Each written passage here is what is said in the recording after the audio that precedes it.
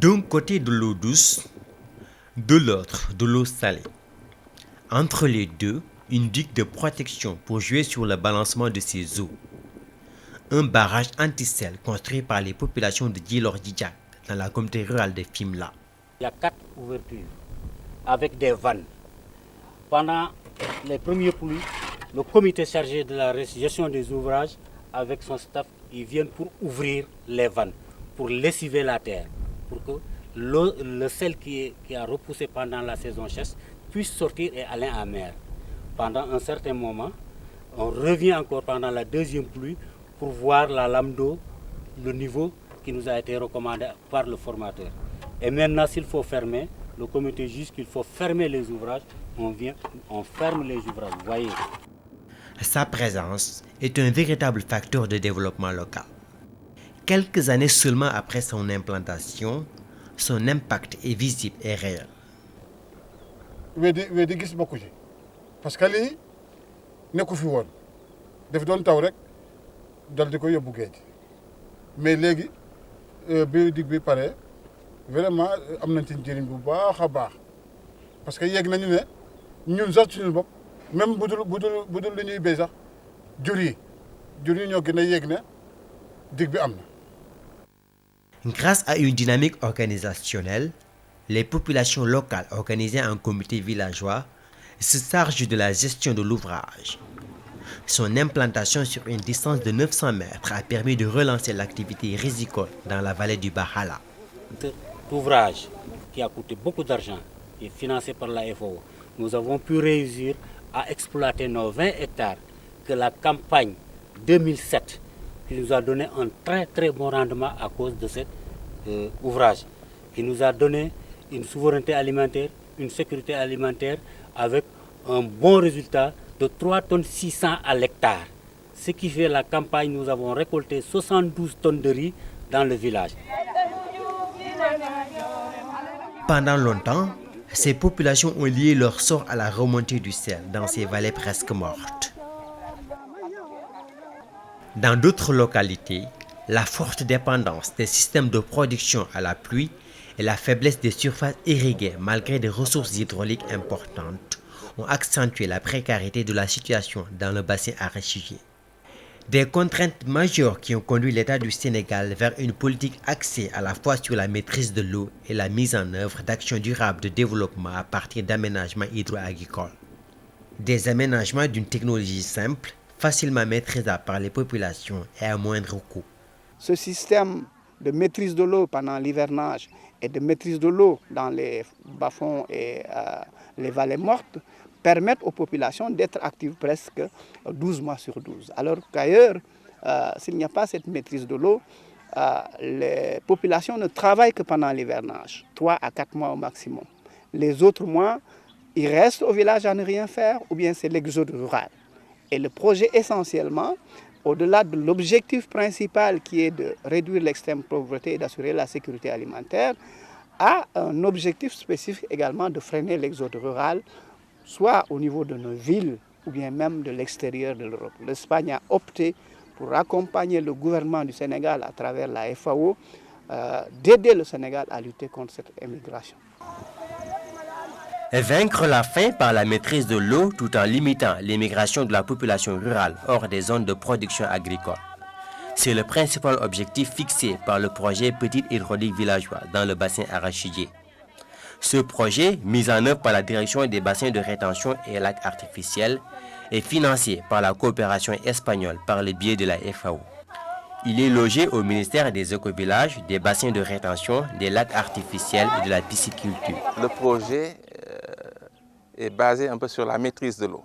Donc c'est trouver des endroits où l'eau est accessible, les terres disponibles et mettre à la disposition des populations cette eau-là pour qu'ils puissent faire de la production agricole. Donc qui est soit un périmètre maraîcher ou de la riziculture, un périmètre risicole.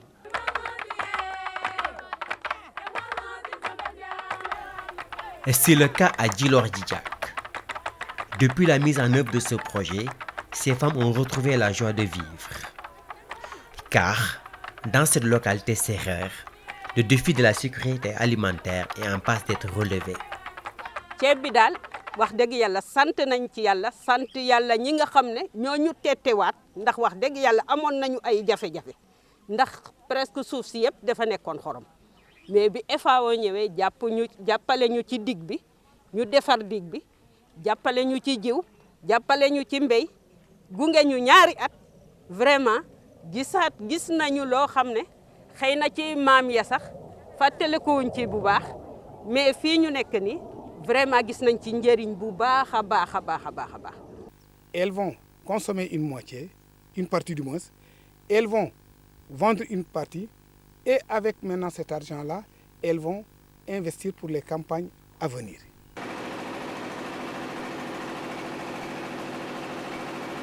Après avoir vendu une partie de leur récolte, les riziculteurs de Djilor ont acheté une batteuse et cette décortiqueuse à riz. Ces acquis permettront sans nul doute de réaliser des économies d'échelle durant les campagnes à venir. On s'inscrit dans la philosophie de la FAO, qui est une structure mondiale qui est là à l'avant-garde même de la lutte contre la faim. On promulgue l'autosuffisance alimentaire, mais une partie des récoltes sera commercialisée en tout cas pour pouvoir pérenniser les actions de la FAO parce qu'elle ne sera pas là avec nous pour toujours. Jour de récolte à Ndiayène Bako. Dans la vie de ces producteurs, c'est un moment important. En file indienne, ces femmes sont pressées de rentrer chez elles pour préparer le repas de la journée. Bien sûr, au grand bonheur de leurs époux et enfants. bu fekkee ne ni yow da nga daan dépassé ñaari kilo bu tool bi ñoree sa dépasse day wàññeeku te loolu lépp ci koom-koom réew mi la ñi ciy jëfandiku di ci jàppale suñu jëkkër suñuy doom yi nekkoon di taxawaalu amuñu métier léegi ñu ngi ci biir tool bi di jàppale seeni papa ndax lu leen jëmee kanam. lu ñu daan am yokku na bu dee xale yi dañu daan am ay jafe-jafe suñu xale yi jàngi léegi ci seeni fourniture wala yooyu mais yooyu yëpp léegi ñu ngi koy régler. Dans les 18 parcelles, il y a 30 à 40 femmes qui travaillent autour de chaque parcelle, enfin autour de la parcelle des 2 hectares qui sont emblavés. On a présentement la première campagne. On envisage un bon rendement, un rendement qui va avoisiner les 30 à 35 tonnes hectares. Maintenant, on est en train de préparer une deuxième campagne, peut-être avec d'autres spéculations. C'est un site qui est quand même un site de choix. Parce que c'est une population vraiment qui est accessible et réceptive à tout ce qu'on donne comme directive. À Ndiayène Bako, la procuration du projet par les populations assure sa pérennité dans la localité. Grâce aux revenus générés lors des 2 premières campagnes, les populations ont pu acquérir des motopompes. Pompe manuelle lañ ñu andiloon léegi pompe manuelle yi mënuñu ci liggéey lu bari. Ñu mujj mobiliser wu liggéey dajale dem jënd motopompe yi léegi bu ñu koy xool daanaka tool bi juróomi motopompe mu ngi ci biir benn pompe manuel amatu fi yëpp dindi nañ ko teg. soo xoolee ni fii mu nekk nii fi ñu commencé on ba yegg si fii moyenne bi bu gënee dem rek tool bi dinañu dem ba liggéey ko yëpp ba mu jeex ndax li fi nekk ci ay machine nekk kon te bu ñu gisu kon njëriñ pour taxaw ci tool bi liggéey. Si nous apportions des motopompes au départ, il y a le problème de maintenance, il y a le problème de carburant. Et nous avions également l'habitude de voir les populations dire que ça c'est la motopompe de la FAO, c'est la motopompe du gouvernement.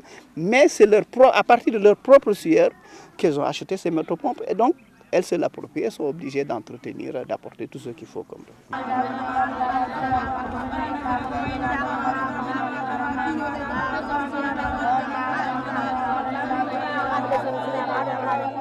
Le maraîchage génère une forte valeur ajoutée aux populations rurales.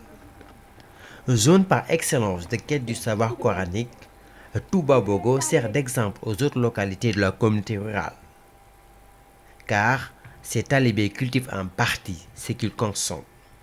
Une partie sera commercialisée pour subvenir à certains besoins du Dara et l'autre partie sera directement consommée. Donc ça permet aussi d'améliorer leurs conditions alimentaires.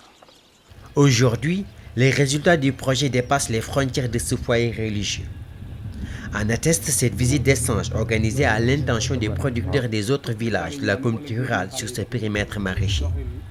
li nga xam ne si maanaam moom lañ fi gis maanaam dal na xel sedd na xol it te tool bi am na yaakaar am na luñ ci jàngee it liñ ci jàngee mooy mel na ne bu ëllëgee suñ delluwaatee maanaam fan jóge woon maanaam dana am beneen doxalin boo xam ne si maanaam danañ ko doxe bu bokkut ak kon daan doxe ndax yu bëree bëri wuute nañ ko si waaye dara warulu ko lu maanaam ñàkk xam-xam moo tax maanaam suñu enseignant yi bi ne ñu ñëw visite ci am na luñ fi jànge tey liñ fi jànge nag lan bëgg su ëllëgee buñ demee doxee noona ndax képp ku fi ñëw da nga xam ne si maanaam nit nga yor ay bët da nga xam ne waa Bogo gii maanaam jàmbaar lan am nañ pësteef te ñu am pas-pas lan.